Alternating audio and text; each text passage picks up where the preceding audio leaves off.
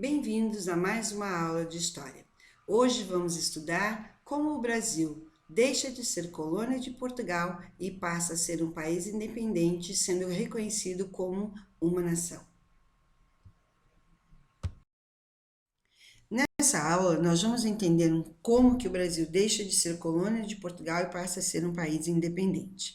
O primeiro fato histórico a ser considerado é a vinda da família real para o Brasil. A família real portuguesa chega ao Brasil em 1808.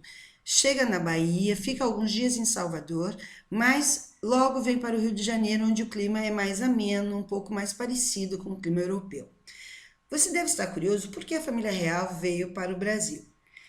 Portugal, nesta época, passava por dificuldades financeiras bem grandes.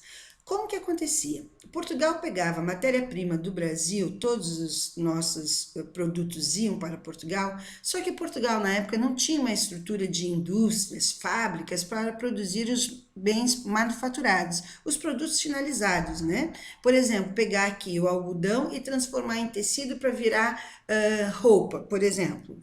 Portugal na época não tinha essa estrutura, então Portugal vendia a matéria-prima a preço baixo para a Inglaterra já tinha uma estrutura melhor, produzia os produtos manufaturados e vendia para Portugal por um preço muitas vezes maior.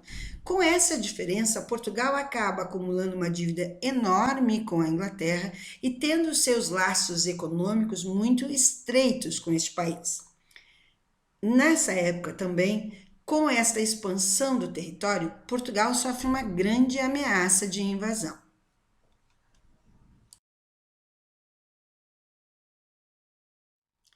Em 1807, Portugal está sob ameaça da invasão pelo Estado francês, governado pelo imperador Napoleão Bonaparte. Napoleão é reconhecido como um grande estrategista. Ele ambiciona conquistar todo o território europeu. Inglaterra e Portugal formam uma forte aliança econômica e também militar, porque os dois tinham grandes exércitos. Napoleão ameaça invadir Portugal caso ele não rompa sua relação com a Inglaterra, o que seria muito difícil, porque Portugal tinha com a Inglaterra dívidas muito grandes e as relações econômicas entre eles eram muito estreitas. A família real, então, resolve fugir para o Brasil para proteger-se contra a invasão. Nessa época, vocês sabem que o rei é a figura máxima do governo. Se ele é protegido, protege-se o reino todo. Nessa época, Dom João ainda não é rei de Portugal. Quem é rainha é a mãe dele, Dona Maria I, conhecida também como Dona Maria a Louca, porque ela tinha alguns comportamentos muito inadequados para uma rainha. Por isso, Dom João representava a corte diante das relações internacionais. Ele organiza a fuga e vem para o Brasil com toda a sua corte. Mais ou menos, gente, 15 mil pessoas vieram para o Brasil nessa época.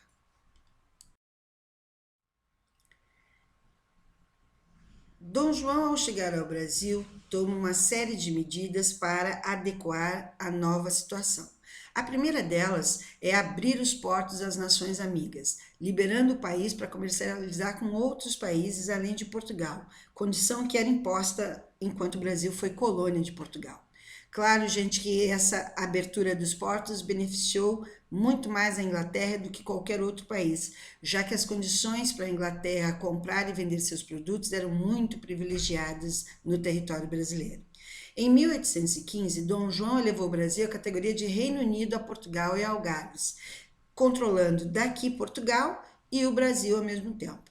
Em 1816, Dom João tornou-se rei depois da morte da rainha Maria I e passou a chamar-se Dom João VI.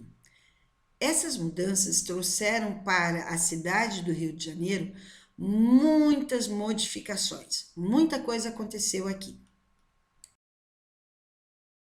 Em 1808, com a vinda da família real para o Rio de Janeiro, a cidade sofre grandes modificações. Obras de infraestrutura, construção de prédios, ampliação de estradas e modernização da cidade foram necessárias. Parte da população teve que ceder suas casas para abrigar a corte portuguesa. Cerca de 15 mil pessoas cederam suas casas para que os nobres fossem instalados confortavelmente. Nós vamos falar mais sobre esta situação na qual as pessoas tiveram que ceder suas casas para a corte portuguesa um pouco mais adiante na nossa disciplina. Lá em Portugal, pessoal, também a situação estava complicada. Por quê? Com a abertura dos portos para as nações amigas, Portugal perde um pouco do seu comércio, da entrada de recursos no país, porque agora o Brasil pode vender a sua matéria-prima para qualquer outro país. Os comerciantes lá em Portugal ficam muito revoltados e essa revolta toma uma proporção muito grande, gerando a Revolução do Porto, que ficou conhecida em 1820.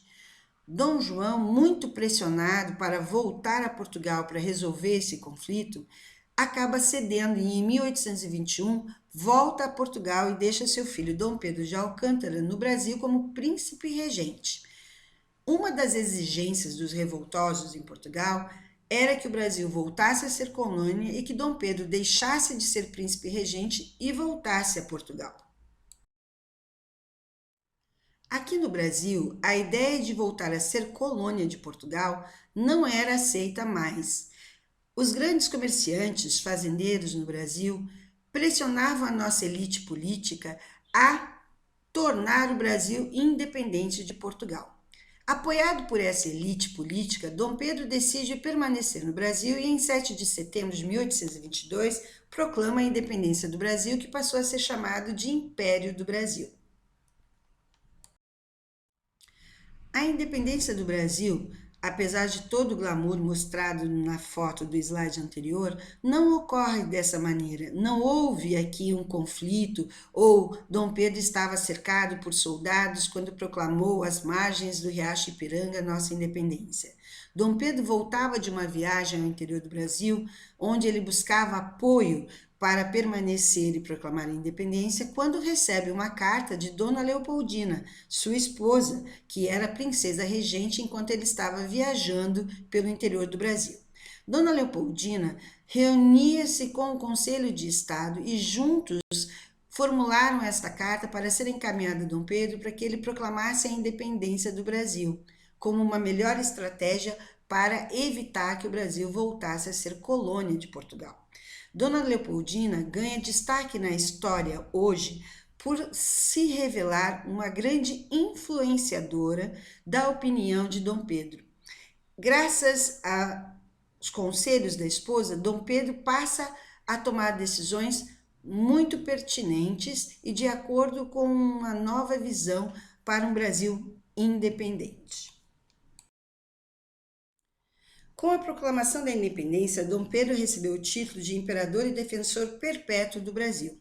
E sua primeira ação como novo imperador foi criar uma constituição, um conjunto de leis estabelecendo deveres e direitos de todos os cidadãos brasileiros. Em 25 de março de 1824, ele outorgou a primeira Constituição do Brasil, quer dizer que ele impôs essa Constituição. Ela não foi votada, ela não foi criada com a participação popular. Um grupo reuniu-se com ele, um grupo de pessoas de sua confiança, ele que deu a palavra final a tudo que foi colocado nessa Constituição. Essa Constituição não muda a sociedade brasileira e não amplia os direitos sociais para todos os cidadãos. Por exemplo, com a primeira Constituição, apenas uma parte da sociedade conquistou o direito à cidadania política, ou seja, o direito de participar das eleições dos nossos representantes. Na época, apenas os homens maiores de 25 anos e que tivessem uma renda mínima de 100 mil réis por ano poderiam votar. Essa quantia, gente, era um valor bem alto para a época, permanecendo nas mãos, então, dos grandes comerciantes e dos grandes fazendeiros, o poder de eleger e escolher os nossos representantes. A nova Constituição estabelecia 4 poderes para governar o país: o poder moderador, que era exercido pelo imperador, o poder legislativo, que tinha os deputados e senadores, o poder executivo, que tinha o imperador e os ministros, e o poder judiciário, que eram os juízes e tribunal, certo? Que representa o Supremo Tribunal de Justiça hoje. Na verdade, gente, todos esses poderes, ao criar uma lei, ao colocá-la em execução e julgar casos que fossem de acordo com a lei, dependiam da resposta do imperador, da decisão final do imperador. Ele dividiu o poder, mas o poder supremo continuava com ele. Ok? O fato do Brasil ser um Estado soberano e possuir uma Constituição não modificou a sociedade brasileira. A escravidão continuou, o poder permaneceu concentrado nas mãos dos grandes proprietários de terra e a desigualdade social que existia antes continua existindo ainda. Pessoal, a história do Brasil é muito legal e nós teríamos bastante assunto para continuar, mas fica para a próxima. Por hoje, a aula de história fica por aqui. Teremos deveres no nosso livro de história que você pode acessar pela plataforma digital. Leia e responda as questões das páginas 46 a 53 no seu caderno. Caso você esteja com o seu livro, pode responder diretamente nele. Atenção para algumas observações. Na página 49, somente o exercício número 1 deve ser respondido. Na página 51, o exercício número 2 deve ser copiado e respondido no caderno, com exceção da letra C, que não precisa ser realizada. Copie os slides para o seu caderno, eles são os resumos da aula de hoje, e envie por e-mail para a sua professora. As aulas ao vivo acontecem às segundas, quartas e sextas-feiras, às 10 horas para o período matutino e às 17 horas para o período vespertino. Participem, pessoal, é muito importante que vocês acompanhem e tirem suas dúvidas pelas aulas online, pelos e-mails. A gente aguarda a participação de todos vocês. Um beijo e até a próxima.